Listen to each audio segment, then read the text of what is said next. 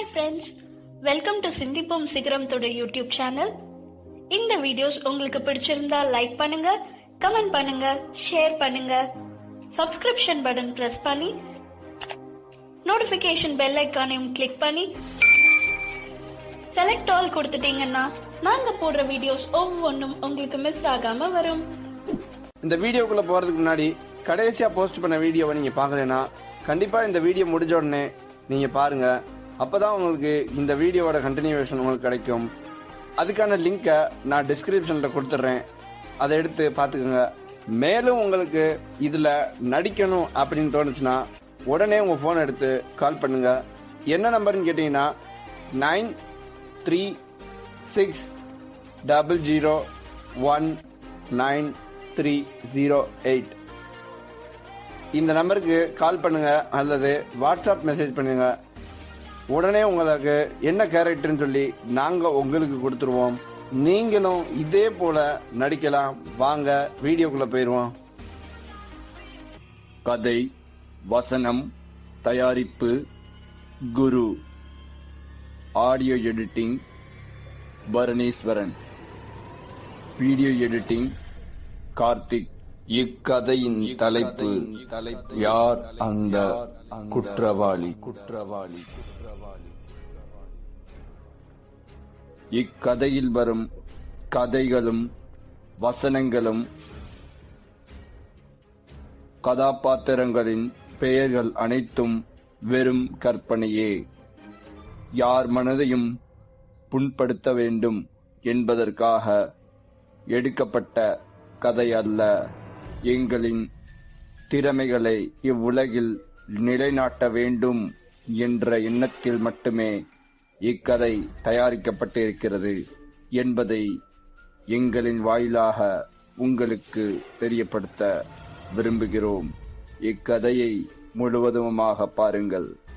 பார்த்த பிறகு உங்களது மேலான கருத்துக்களை எங்களுக்கு தெரியப்படுத்துங்கள். வாருங்கள், நேரடியாக கதைக்கு செல்வோம். டேய் வாடாங்க வாடாங்க. யார் ராணி? என் கார் முன்னாடி ஆண்டா வந்து விழுந்த? ஐ மீன் விழ ட்ரை பண்ண? இவ்வாறு அவன் கூறிய பிறகு அவனது நண்பன் பின் வருமாறு கூறினான். இல்ல மச்சான், விடு விடு, பாத்துக்கோ, விடு விடு, ஒன்னும் பிரச்சனை இல்ல.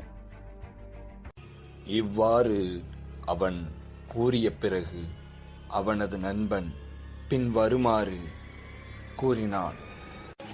விடு மச்சான், இவனெல்லாம் சும்மா விடக்கூடாது. இவனெல்லாம் விட்டோம்னா நம்ம கிட்ட தான் காசு புடிங்கிக்கிட்டே இருப்பாங்க.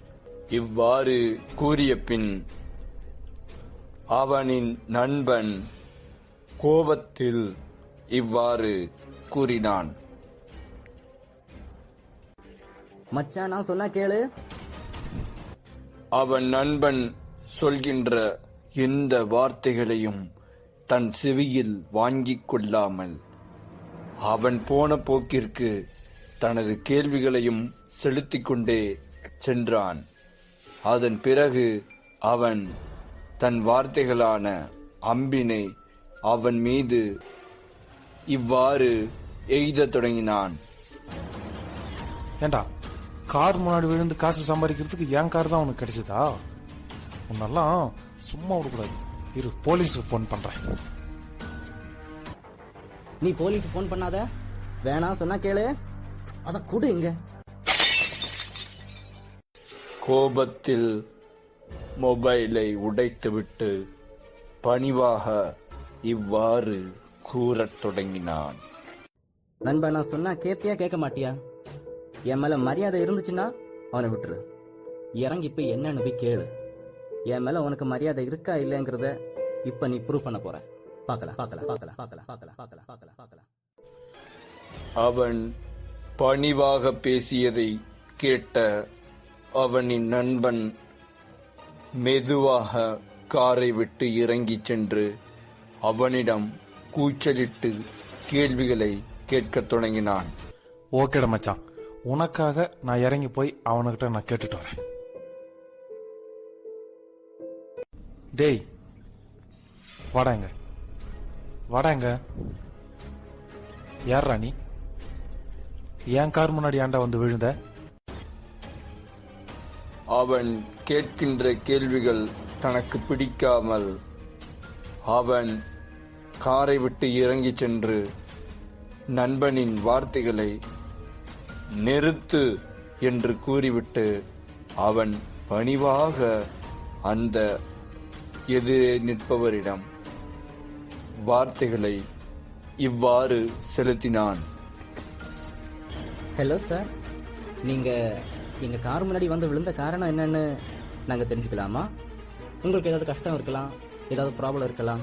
சொன்னீங்கன்னா அதுக்கு சொல்யூஷன் நான் கொடுக்குறேன். முடிஞ்சா சொல்லுங்க. அதற்கு எதிரே நிற்பவர் சற்று கண்கலங்கி நின்றார்.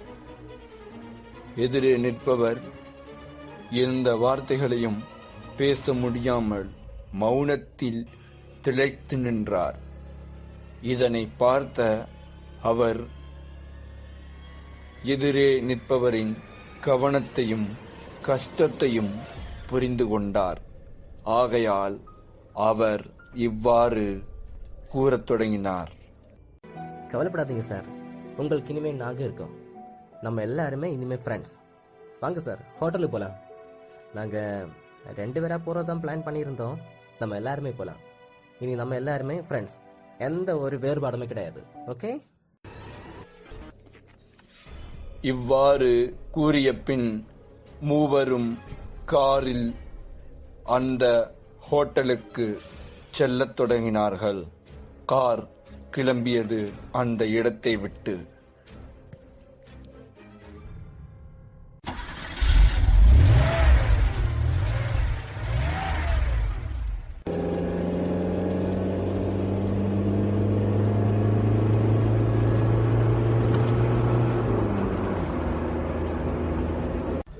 இந்த 3 நண்பர்களும் ஹோட்டலுக்கு செல்வதற்கு முன்னால் நாம் அந்த காவல்துறைகளையும் அலசிவிடுவது மிகவும் அவசியமாயிருக்கிறது. வாருங்கள், அங்கு என்ன நடக்கிறது என்று பார்ப்போம். பழைய ஃபைல்ஸ் எல்லாம் எடுத்துட்டு வாங்க. வேகமா போங்க, நடங்க.